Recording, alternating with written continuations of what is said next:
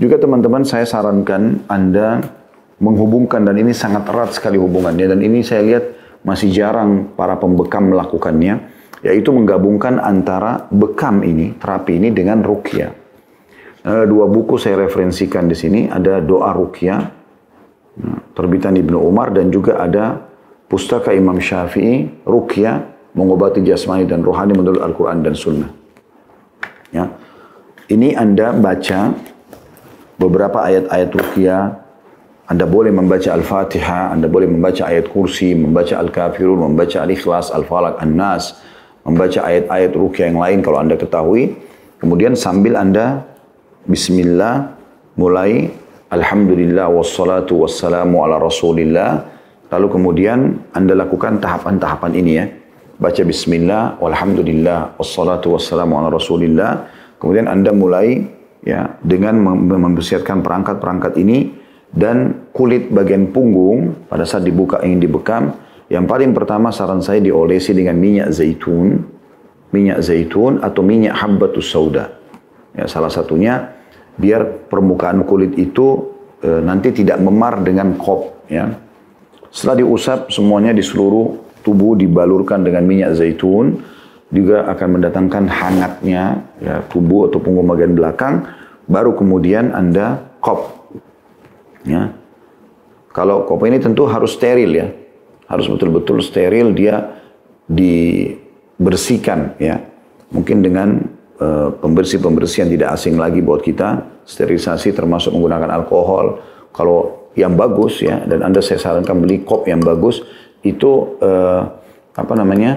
dia bisa untuk direbus, biasanya direbus ya, supaya dia betul-betul hilang, mati ya kuman-kumannya pada saat proses sterilisasi tentunya. Atau kalau tidak Anda punya alat, sekarang sudah banyak sekali alat-alat dijual, alat-alat sterilisasi itu tinggal dicuci pakai air hangat, kemudian setelah itu dimasukkan di alat steril, maka dia akan steril insyaAllah, bi'idnillah. Jadi ini awal Anda melakukan, setelah itu Anda mulai bismillah dengan qab, ya, letakkan di titik-titik yang nanti akan Anda lihat di layar insyaAllah. Kemudian Anda mulai mengopnya, ya. Dan ini saran saya maksimal ya teman-teman sekalian, kalau para pembekam harus memperhatikan kulit pasiennya. Kalau kulitnya lembut sekali ya, terutama bagi akhwat, maka ini ditariknya 2-3 kali maksimal. Jadi sekali, 2, maksimal 3. Maksimal ya. Kalau saran saya akhwat malah 1-2 kali saja.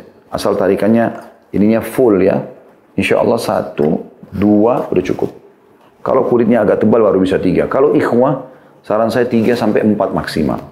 Jangan juga terlalu kuat, karena biasa juga ada orang dia main tarik terlalu kuat sampai 5-6 kali, itu biasanya memar. Ya, biasanya memar. Dan itu bisa merusak kulit.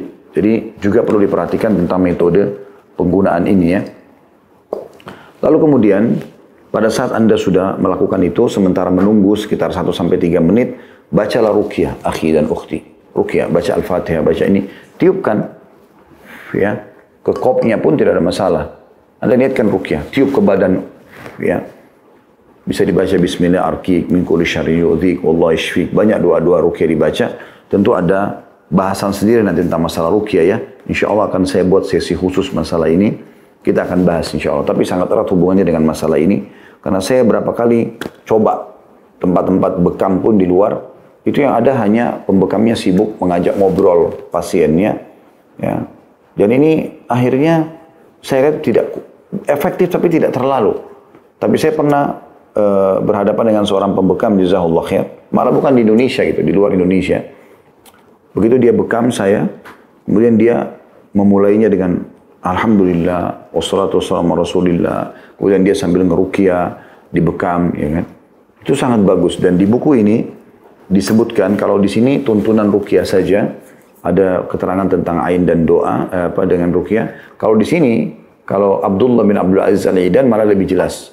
Beliau menitik beratkan tentang masalah, dan ini pernah saya bedah ya. Di YouTube Anda bisa ikuti ruqyah syar'iyah, waktu itu di Amerika saya pernah bedah ini. Kurang lebih 3 jam saya membedah buku ini pada satu dengan prakteknya. Nah itu di sini disebutkan kalau ruqyah itu tidak harus hanya orang sihir atau kena sihir dan ain, tapi semuanya bisa. Termasuk tadi ya memohon kepada Allah SWT dengan ayat-ayat Al-Quran, dengan doa-doa diajarkan Nabi SAW untuk mengeluarkan penyakit-penyakit itu.